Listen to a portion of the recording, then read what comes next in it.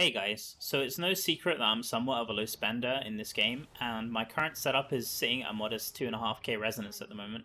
That being said, one of my favourite things to do in Diablo Immortal is to push my character to the very edge and really test the limits with what's possible with my resonance.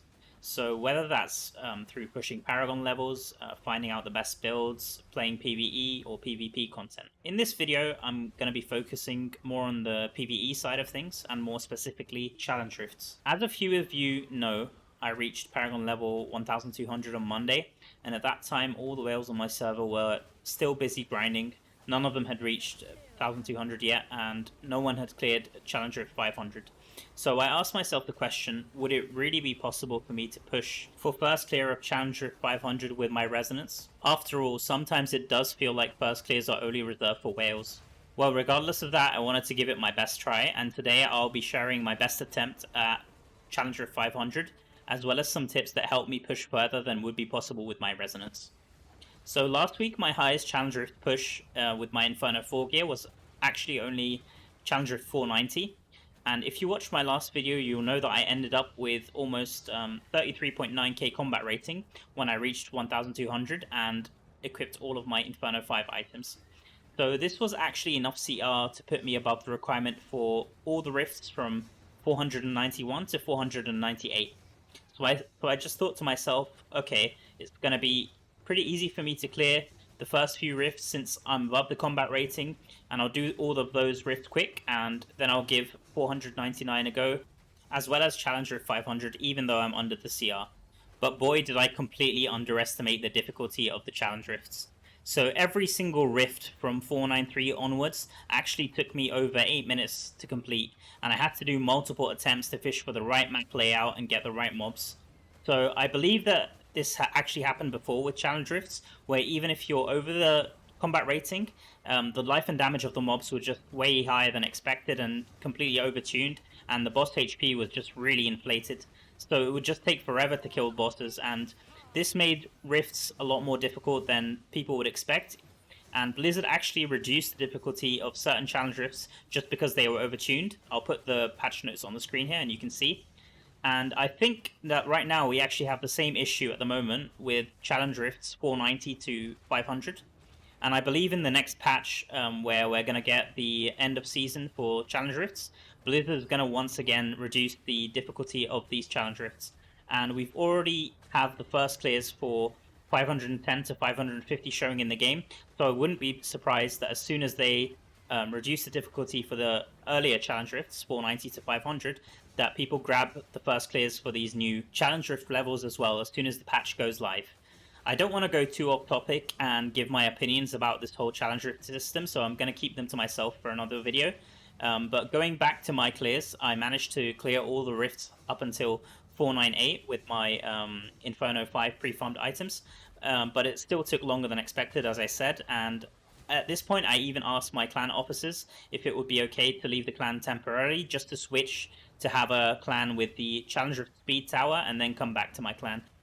And I'm thankful that they actually agreed for me to do this, so I actually joined another clan temporarily and I got the Challenge Rift Speed Tower, which gives 2 additional orbs whenever you kill an elite inside the rift. So even with this tower, it was still taking me quite a long time because my damage was just too low compared to the mob health scaling.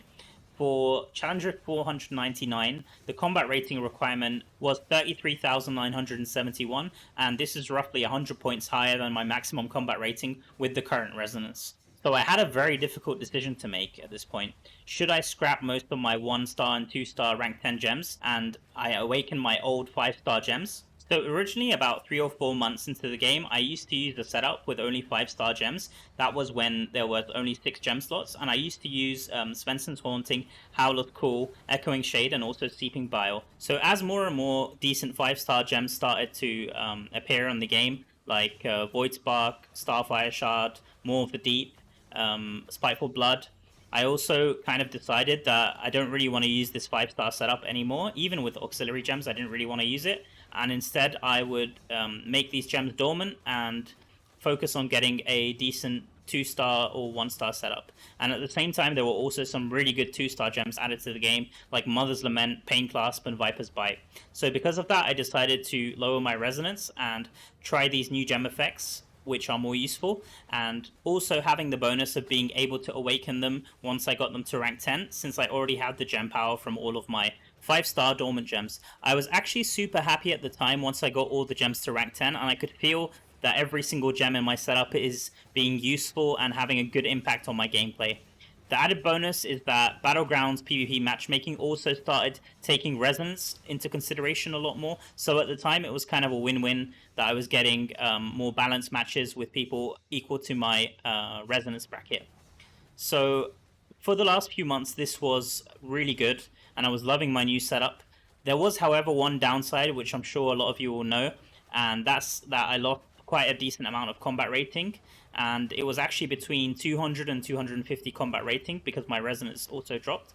So if we take a look at my old rank 6 Svenssons and just compare it to a rank 10 Mother's Lament, which is a 2-star gem, you can see that the Svenssons has more than double the combat rating bonus. So especially because it's a 5 out of 5 star, it's giving such a huge amount of combat rating bonus. And to be honest, I didn't really notice the effects of this combat rating drop too much. I mean, I was still above the combat rating for Inferno 5 open world and dungeons and Inferno 4 raids, so it didn't really affect me in my day-to-day gameplay. But now I had this dilemma staring me right in the face that if I had this extra 200 to 250 combat rating, I'd actually be above both of the requirements for the next 2 challenge rifts. Challenge Rift 499 has a combat rating requirement of 33,971, and Challenge Rift 500 has a combat rating of 34,133.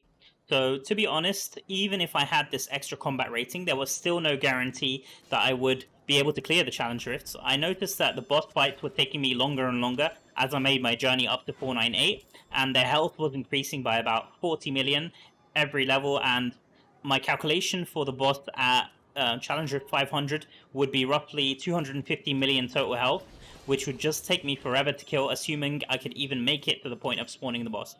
So regardless of this, I didn't want to really have any regret because I'd pushed so hard to reach Paragon 1200.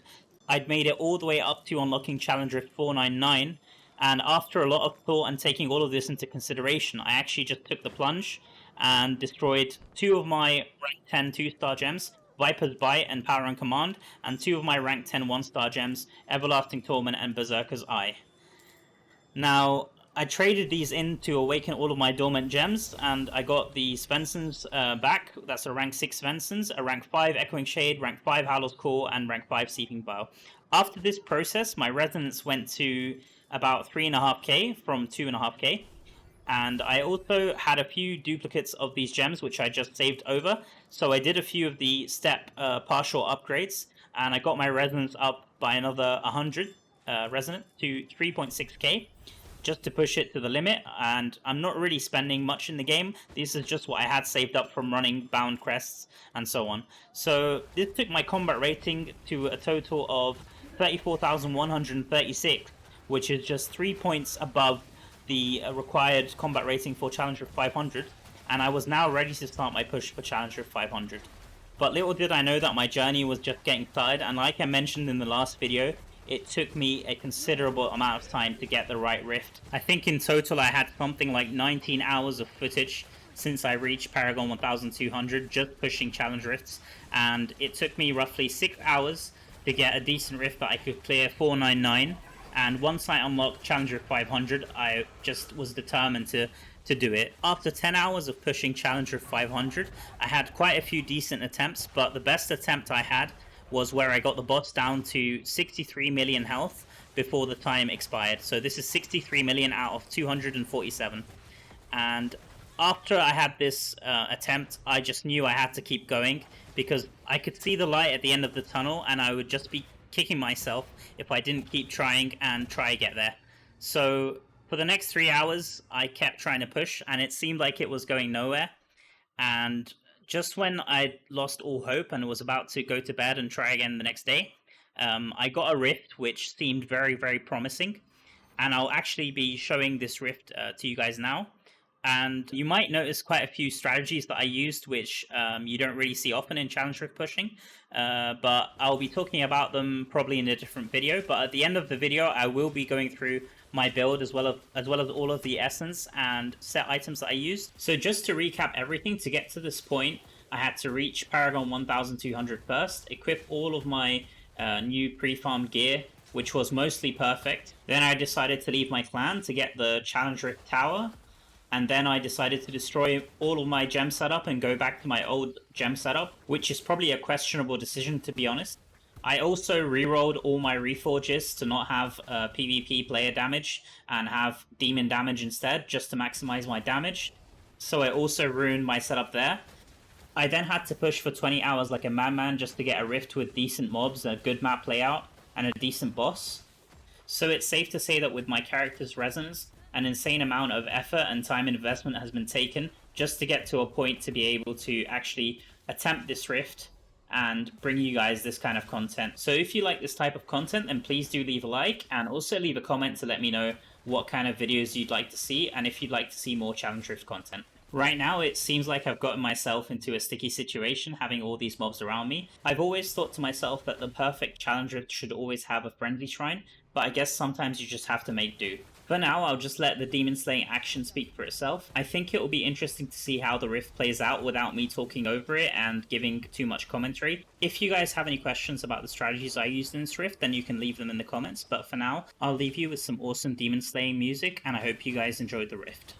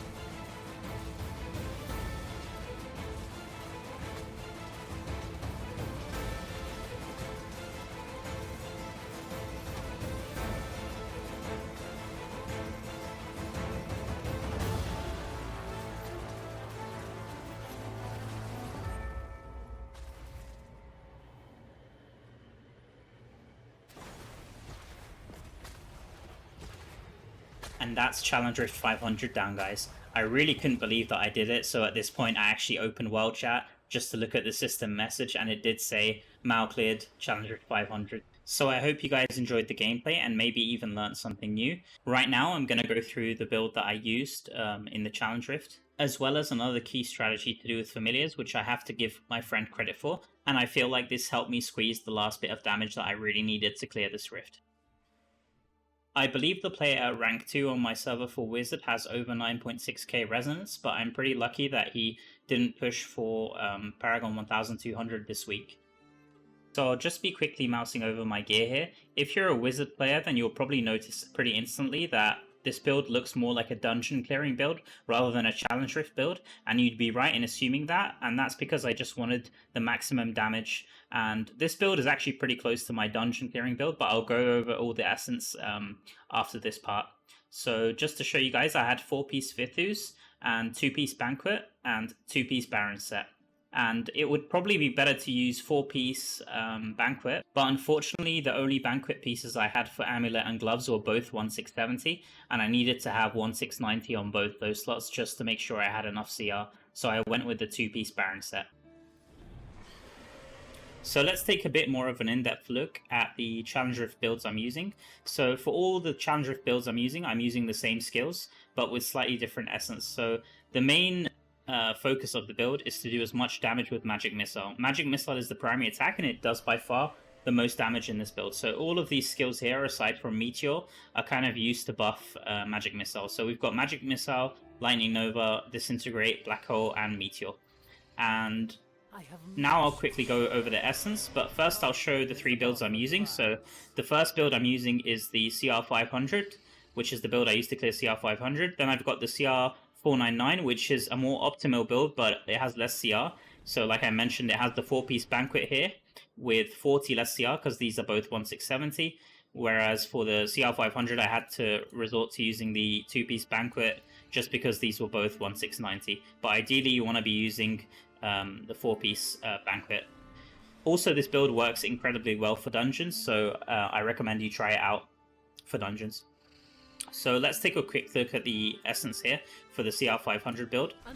And I'll just quickly show how I like to think of this build. So we've got the Black Hole package here. This is what I like to call the Black Hole package, and it's the Helmet Silver Lining, which basically does makes you deal an increased 30% damage for 6 seconds after you cast Black Hole on an enemy.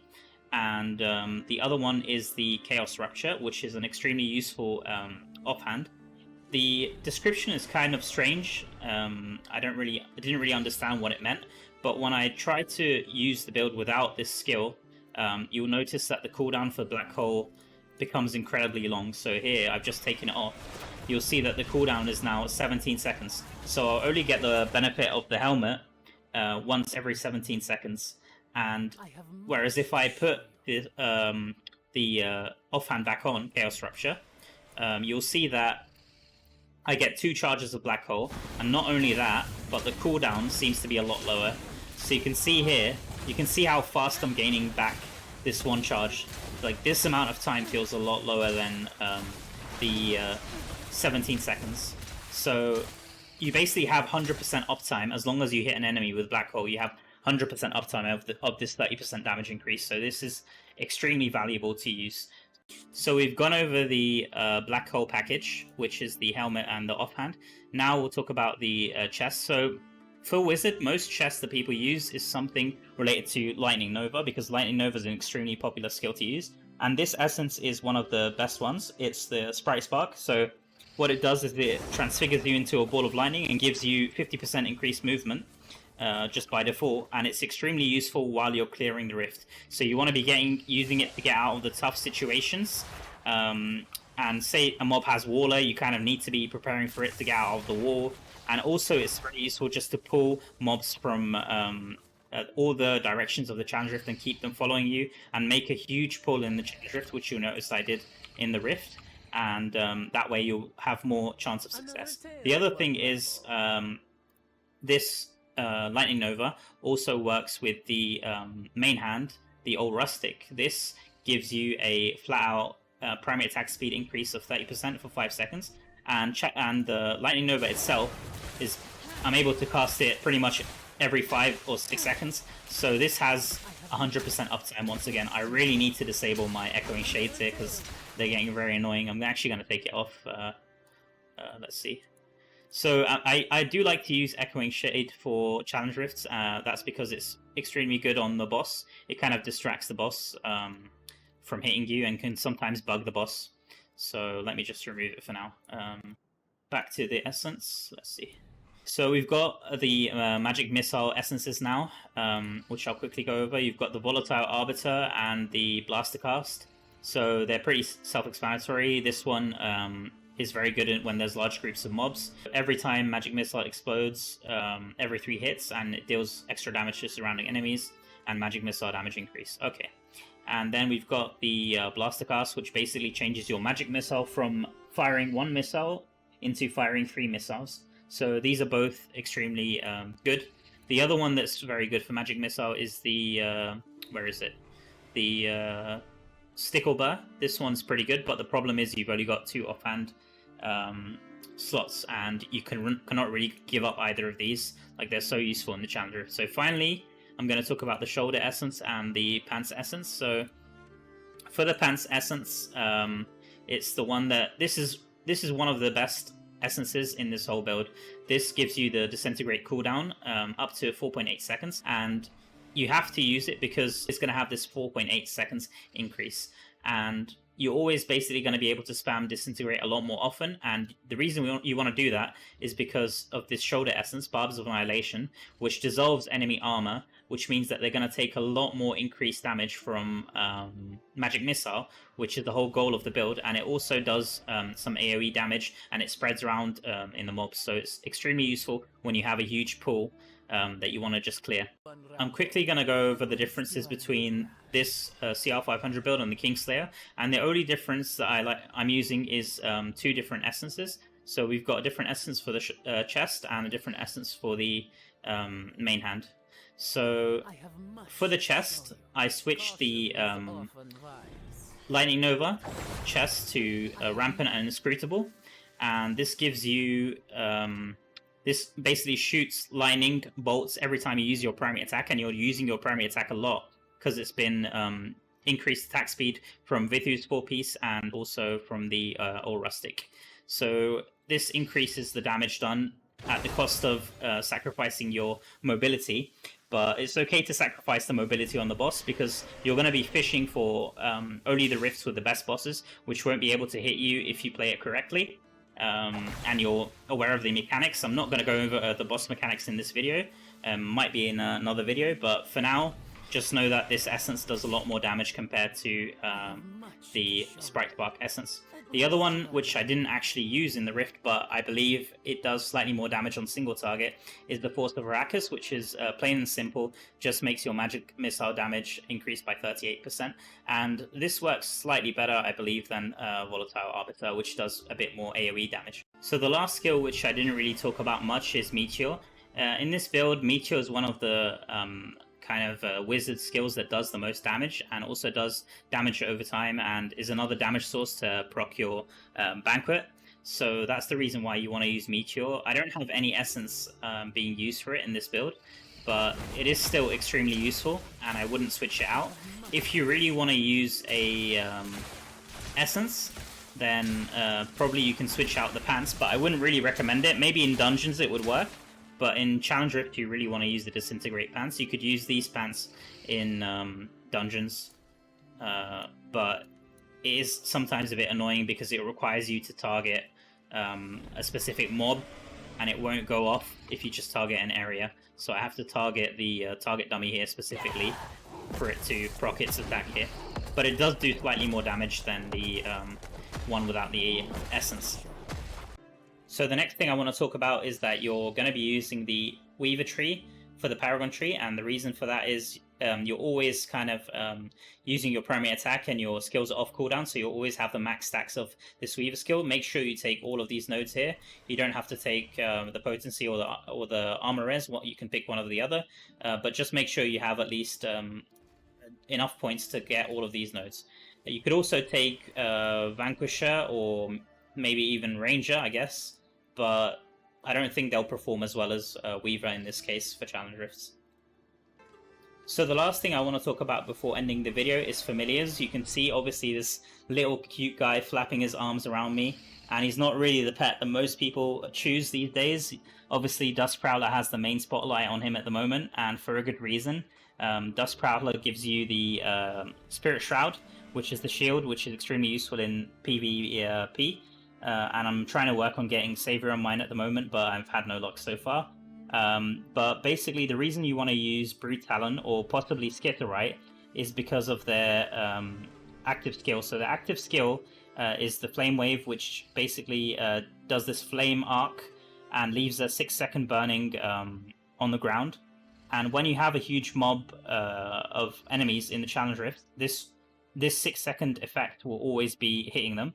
And this works extremely well with the single rare skill I have on this pet, which is Lingering Wound.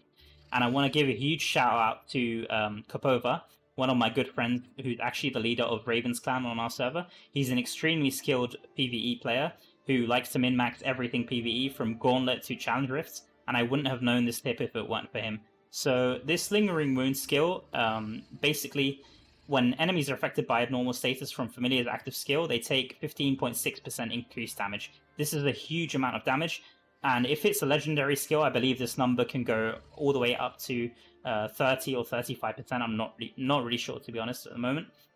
But even as a rare skill, this is extremely useful. It will do a lot more damage, and even though 3 seconds sounds like a short amount of time, you have to remember that this Flame Wave lasts for 6 seconds, and every tick of the Flame Wave will actually refresh the Lingering Wounds effect. So what this means is that it will last for the duration of the 6 seconds, and also for 3 seconds after the duration of that 6 seconds. So it lasts for 9 seconds, and the Familiar casts a skill every 20 seconds, so you actually have 9-second uptime of this Lingering Wounds every 20 seconds, which is about 50% uptime, which is insane in Challenge Rift. It's really, really crazy. And generally in any other PvE activity, this is probably one of the best skills in the game at the moment. So I definitely recommend setting up your pet like this. Either get Brute Talon, or Skitterite is also good. He also does the same thing. You've got the 6-second damage per second, which is extremely good. So both of these pets with the Lingering Wounds are definitely probably the best pets you can get in PvE. The last thing I wanted to mention is the Armory. So Armory, not many people know this, but Armory actually works in Challenge Rifts, and that's the reason why I could switch between the Trash Mob Clearer build and the Kingslayer build, which is the RGK build. So you can just open if you have that pet equipped with the Armory trait, you just click here, and you've got the switch loadout, and you have full access to your Armory, which you're able to use to switch to any loadout of your choosing. You can also switch, obviously, gems and stuff, and essence and everything. So you can use this in raids, gauntlets, and also Challenge Rift. So I think that's everything that I wanted to cover for this video. If you've made it this far, then I want to thank you very much for watching. If you've liked this video or learned something new, then please consider subscribing. I'm very proud to have been able to share my Challenge Rift first clear with you guys. So with that, I'll be ending it here. I'll see you all in the next one. Peace.